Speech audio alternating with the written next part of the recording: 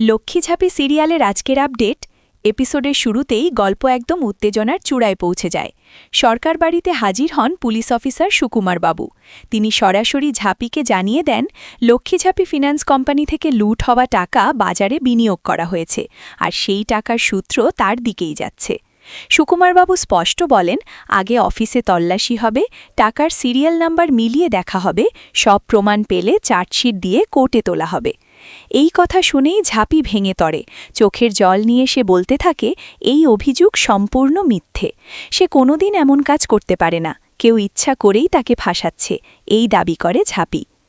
এরপর দৃশ্য বদলে যায়। ঝাঁপি সরাসরি নিতাই কানাই ডাকাতদের প্রশ্ন করে, যারা একসময় তার কাছে টাকা রাখার জন্য এসেছিল, তারাই আজ কেন তার সর্বনাশ করছে। সে বলে, তোমরাই তো বলেছিলে এই টাকা সৎ উপার্জনের, তাহলে আজ আমাকে একা করে দিচ্ছ কেন? কিন্তু নিতাই কানাই একদম ঠান্ডা মাথায় জানায়, এগুলো নাকি ইমোশনাল নাটক। তারা স্পষ্ট বুঝিয়ে দেয়, ঝাঁপির কান্নায় তারা আর গলবে না। এদিকে অজন্তা ক্ষোভে ফেটে পড়ে। সে বলে, এমন দিন দেখতে হবে ভাবতেই পারেনি, ঝাঁপি নাকি লুটের টাকা নিয়ে ব্যবসা করছে। ঝাঁপি তখন আবারও জানায়, সে নির্দোষ, তার বিরুদ্ধে গভীর ষড়যন্ত্র চলছে। পুলিশ তখন জানিয়ে দেয়, সত্য মিথ্যা থানায় প্রমাণ হবে, এখনই অফিসে গিয়ে টাকা বাজেয়াপ্ত করা হবে। এই বলেই ঝাঁপিকে সঙ্গে নিয়ে যায় পুলিশ। ঝাঁপিকে নিয়ে যাওয়ার পর ময়ূর চূর্ণীকে বলে, এখনই দীপকে ফোন করে সব জানাতে হবে। এই মুহূর্তে ঝাঁপির পাশে দীপের থাকা খুব জরুরি। কিন্তু অজন্তা বাধা দেয়, সে চায় না তার ছেলে আবার এই ঝামেলায় জড়াক।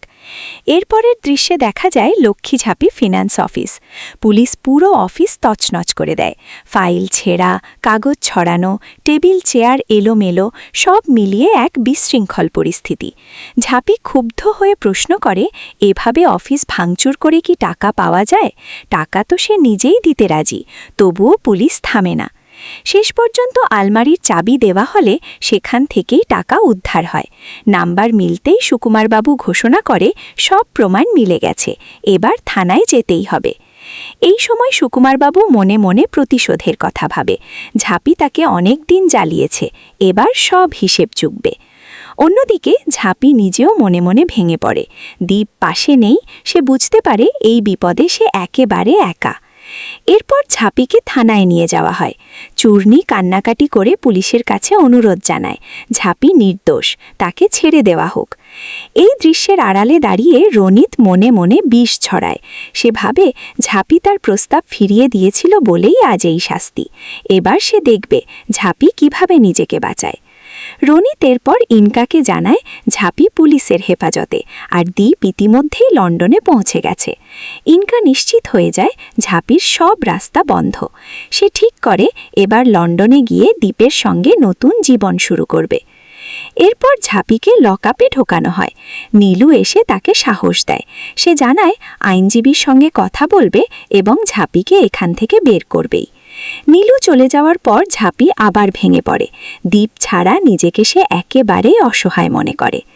ঠিক তখনই রনিত আইনজীবী নিয়ে হাজির হয়।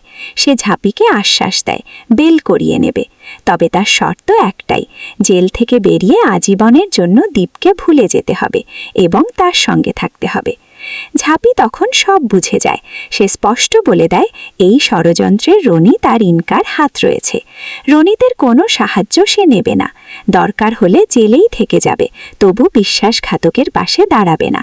তার বিশ্বাস, যদি সত্যিকারের ভালোবাসা থাকে, দীপ ঠিকই তাকে বাঁচাতে আসবে। রনিত চ্যালেঞ্জ ছুড়ে দেয়, সে দেখবে ঝাঁপি কিভাবে তার সাহায্য ছাড়া বেরোয়। এরপর ঝাঁপি কান্নায় ভেঙে পড়ে।